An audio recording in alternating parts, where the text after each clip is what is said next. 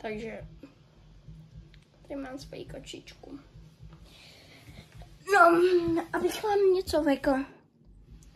Viděli jste podle mě na shortech, že jsem tam měl další kočičku, kde byl Shrek. Toho jsem teda neměl, ale to je všechno jedno. Takže tohle je moje nová kočička.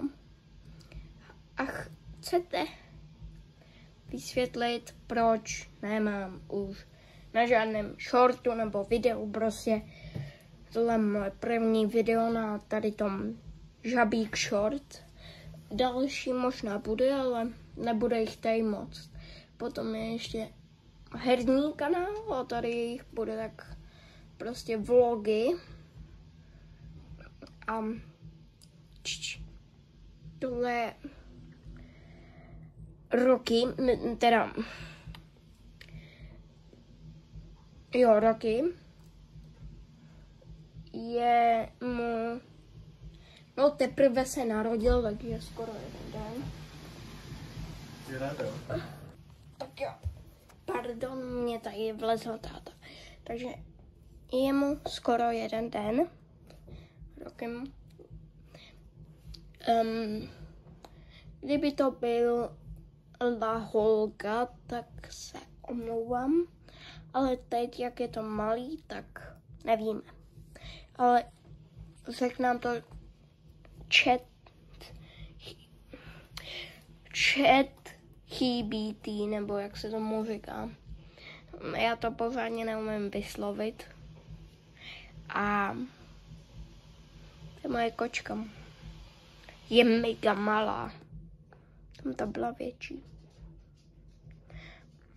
O dost větší.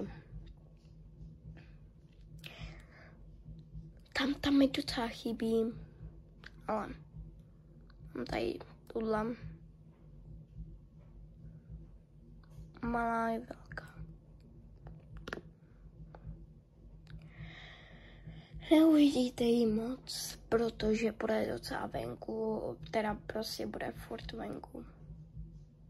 Takže tohle je první a poslední video s ní.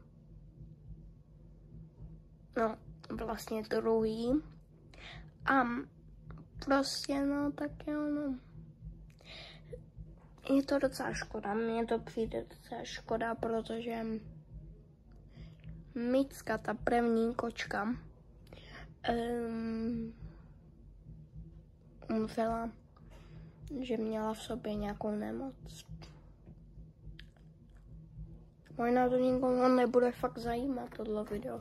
Ne to nikdo vypne, ale si myslím, že je to škoda, tak jsem to sem dal, ale vím, že spousta z nich nebude je to zajímat a hned to jako už jako dávno to se na to nedívají.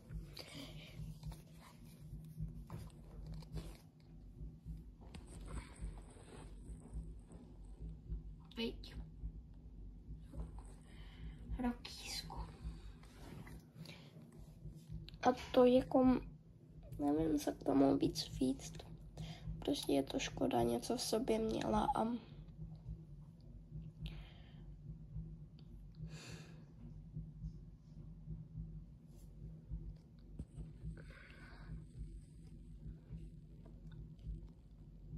fakt nechybí. Tak aspoň odpočívá v pokoji, potřebovala to. Protože ona fakt trpěla úplně. Protože prostě to ty předtím prostě trpěla. Nebyla zvyklá na lidi, protože jsme ji tenkrát jako viděli tak jako na zemi, tak se nám líbila. Prostě můj strejda, no tak to jí viděl a tak. Potom z toho je tohle. Viď? Takový malý škvrně, viď? No a to je všechno.